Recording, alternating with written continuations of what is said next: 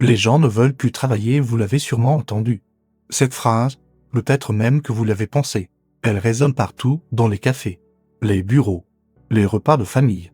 C'est devenu une sorte de refrain pour expliquer les pénuries de main-d'œuvre, les démissions en masse, ou juste ce sentiment général de ras-le-bol ambiant. Mais est-ce que c'est vraiment si simple que ça? Est-ce que les gens sont soudainement devenus paresseux? Ou est-ce que cette petite phrase cache quelque chose de beaucoup plus profond? Un véritable changement sismique dans notre rapport au travail? C'est exactement ce qu'on va explorer ensemble aujourd'hui. Accrochez-vous. On va déconstruire ce cliché.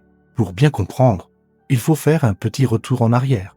Pendant des décennies, le contrat social était clair, tu travailles dur, tu es loyal à ton entreprise et en échange, tu obtiens un salaire stable, la sécurité de l'emploi et une retraite confortable. C'était le deal. Nos parents, nos grands-parents ont construit leur vie sur ce modèle, une carrière. C'était souvent pour la vie, dans la même boîte. L'entreprise était vue comme une seconde famille qui prenait soin de vous, une promesse de stabilité.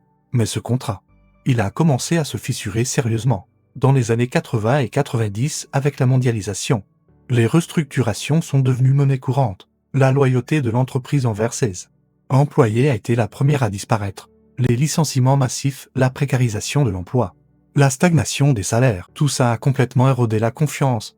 On a continué de demander aux employés de rester loyaux. Mais l'inverse n'était plus du tout vrai.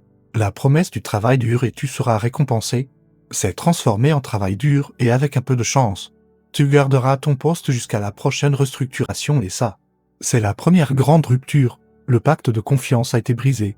Et puis, une nouvelle génération est arrivée sur le marché du travail. Une génération qui a vu ses parents se tuer à la tâche, souvent pour des résultats décevants. Ils ont vu le stress, le burn-out, les sacrifices personnels énormes, et ils se sont posé une question absolument fondamentale. Est-ce que ça en vaut vraiment la peine?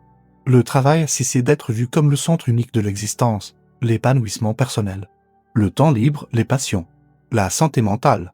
Tout ça a monté en flèche dans l'échelle des priorités. L'idée de sacrifier sa vie personnelle sur l'autel de sa carrière est devenue de moins en moins séduisante, voire carrément repoussante. La fameuse quête de sens n'est pas juste un concept à la mode pour les magazines, c'est une réalité concrète pour beaucoup de gens. On ne veut plus seulement un chèque à la fin du mois, on veut sentir que notre travail a un impact, qu'il est aligné avec nos valeurs profondes.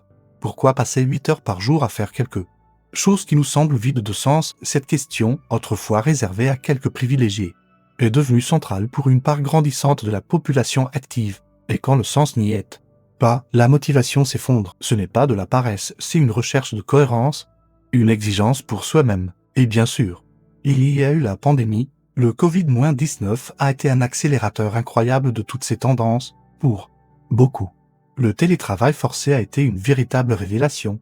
Fini les 2 heures de transport quotidiennes. Plus de flexibilité pour gérer les enfants. Plus d'autonomie dans l'organisation de sa journée.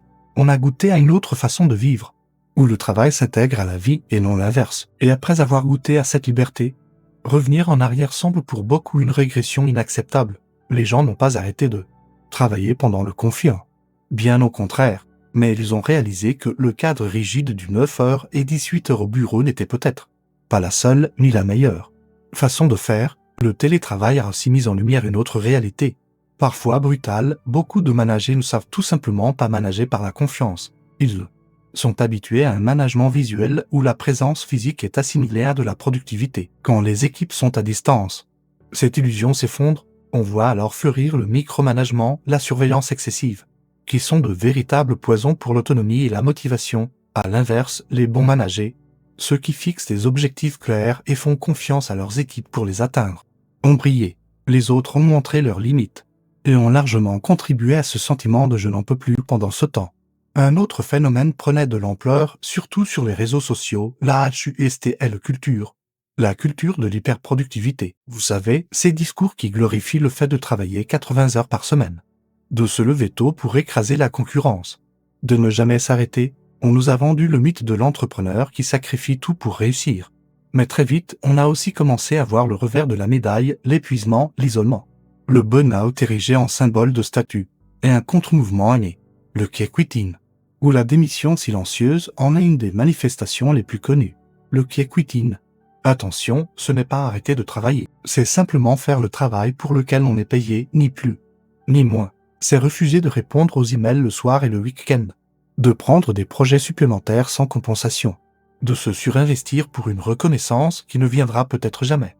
C'est poser des limites saines pour préserver sa santé mentale et son équilibre de vie. Ce n'est pas un acte de paresse, mais un acte d'autopréservation. C'est une façon de dire le contrat initial interrompu par l'entreprise, alors je m'en tiens strictement au terme de mon contrat de travail. C'est une forme de résistance passive face à des attentes devenues déraisonnables. On voit aussi une critique de plus en plus forte de la valeur travail elle-même. Est-ce que notre valeur en tant qu'individu se résume vraiment à notre productivité économique? Est-ce que quelqu'un qui choisit de moins travailler pour s'occuper de ses proches, pour faire du bénévolat ou pour créer artistiquement a moins de valeur dans la société? Cette remise en question est profonde, elle touche au cœur de notre modèle de société et à la définition même du succès. Alors, que veulent vraiment les gens s'ils ne veulent plus travailler d'abord? Ils veulent de la flexibilité, pas forcément le 100% télétravail, mais la possibilité de choisir, d'adapter leur organisation à leurs contraintes personnelles. Ensuite, ils veulent de la reconnaissance, pas seulement financière, même si un salaire juste et décent est la base de tout, mais aussi de la reconnaissance pour leurs efforts, leurs compétences, leurs contributions réelles. Ils veulent de l'autonomie et de la confiance, être traités comme des adultes responsables, capables d'organiser leur propre travail pour atteindre des objectifs clairs, et surtout, par-dessus tout, ils veulent du respect. Le respect de leur temps, de leur équilibre, de leur santé mentale. Le temps où l'on pouvait exiger une disponibilité totale est révolu. Le management toxique, les pressions inutiles, les cultures d'entreprise qui broient les individus. Tout cela n'est tout simplement plus accepté. Les entreprises qui comprennent ça, ce sont celles qui s'en sortent aujourd'hui et qui attirent les talents. Celles qui proposent des conditions de travail flexibles qui forment leurs managers à la bienveillance et à la confiance, qui offrent des perspectives d'évolution claires et qui se soucient réellement du bien-être de leurs salariés. Ce ne sont pas des gentilles entreprises.